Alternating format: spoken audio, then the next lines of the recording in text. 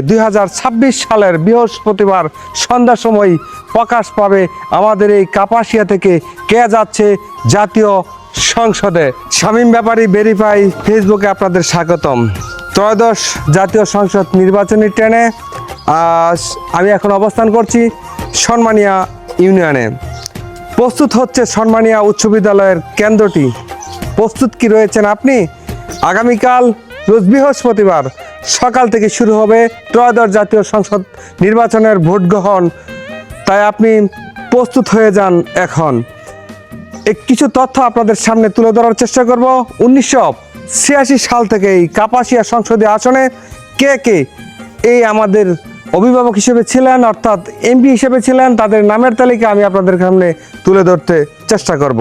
1984 সালে গাজীপুর জেলা প্রতিষ্ঠা হওয়ার পর থেকে এই গাজীপুর 4 কাপাসিয়া সংসদীয় আসন হিসেবে পরিচিতি লাভ করে।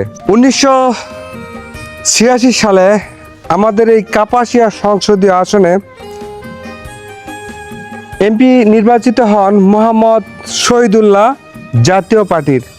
1988 সালে মোহাম্মদ ওবায়দুল্লাহ স্বতন্ত্র থেকে নির্বাচিত হন।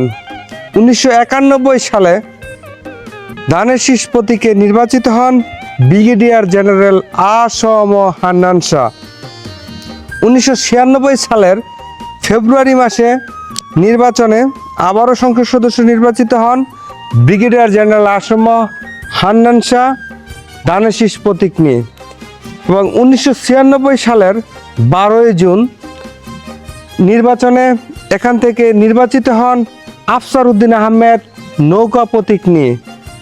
2001 সালের জাতীয় সংসদ নির্বাচনে কাপাসিয়া সংসদীয় আসনে নির্বাচিত হন তানজিম আহমেদ সোহেল তাজ নৌকা প্রতীক নিয়ে। 2008 সালে কাপাসিয়া সংসদীয় আসনে আবারও নির্বাচিত হন তানজিম আহমেদ সোহেল তাজ।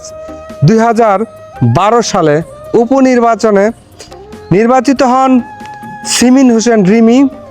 2014 সালের নির্বাচনে পুনরায় নির্বাচিত হন সিমিন হোসেন রিমি এবং 2018 সালে আবার পুনরায় নির্বাচিত হন সিমিন হোসেন রিমি এবং 2024 সালে কাপাসিয়া সংসদীয় আসনে নির্বাচিত হন সিমিন হোসেন রিমি।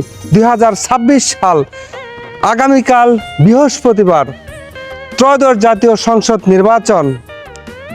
কে যাবে কাপাসিয়ার সংসদীয় আসন থেকে আমাদের জাতীয় সংসদে, সেই মহেন্দ্রক্ষণ অপেক্ষা করতেছে।